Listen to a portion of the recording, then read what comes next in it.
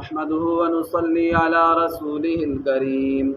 أما بعد بسم الله الرحمن الرحيم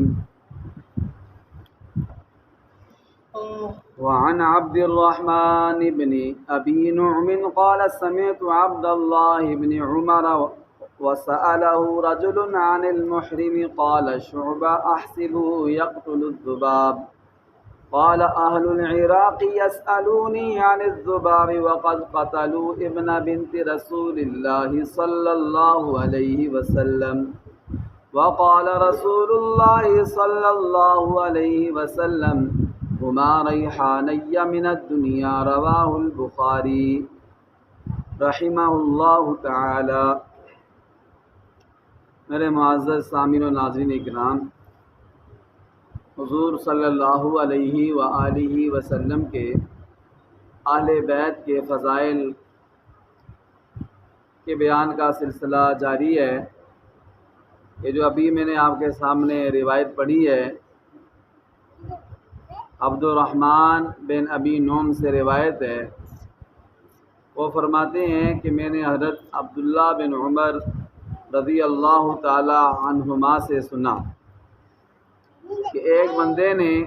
حضرت عبداللہ بن عمر رضی اللہ تعالی عنہ سے محرم کے بارے میں پوچھا۔ کہیں جو بندہ احرام کی نیت کر لے، احرام باندھ لے، اس کے بعد اس کے لیے بہت ساری کام ایسے ہوتے ہیں جو کرنا ممنوع ہوتا ہے، تو اس بندے نے، وہ عراق کا رہنے والا تھا، اس نے حضرت عبداللہ بن عمر رضی اللہ تعالی عنہما سے پوچھا مکھی کے قتل کے بارے میں کہ اگر محرم جس نے احرام باندھا ہوا ہے مکھی کو قتل کر لے، مکھی مار دے، آیا اس کے لیے مکھی مارنا جائز ہے یا جائز نہیں ہے؟ یا دوسری روایت میں یہ بھی آتا ہے کہ مچھر کے خون کے بارے میں پوچھا، مچھر کاٹے تو بندہ اس کو مار دے اور خون لگ جائے، تو اس کے بارے میں کہ اس کو مچھر کو مارنا جائز ہے یا جائز نہیں ہے؟ تو حضرت عبداللہ بن عمر رضی اللہ تعالی عنہما نے اسے یہ جواب دیا، کہا کہ یہ اہل عراق بھی عجیب لوگ ہیں، مجھ سے مکھی اور مچھر کے خون کے بارے میں پوچھتے ہیں، جب کہ انہوں نے حضور صلی اللہ علیہ وآلہ وسلم کے نواسے کو شہید کر دیا۔ کوفہ یہ بھی عراق میں ہے، تو چونکہ کوفہ میں حضرت حسین رضی اللہ تعالیٰ عنہ اور حضور کے خاندان کے بندے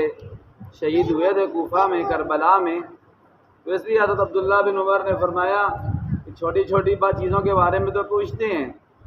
مکھی کے بارے میں، مکھی کے قتل کرنے کے بارے میں اور مچھر کے خون کے بارے میں تو یہ پوچھتے ہیں، جب کہ انہوں نے اتنا بڑا گناہ کیا کہ حضور صلی اللہ علیہ وسلم کے نواسے کو شہید کر دیا، اور وہ نواسہ جس کے بارے میں حضور صلی اللہ علیہ وسلم نے فرمایا کہ ہما ریحانی من الدنیا، کہ وہ دونوں میرے نواسے حسن اور حسین رضی اللہ تعالی عنہما، وہ دونوں میرے دنیا کے پھول ہیں،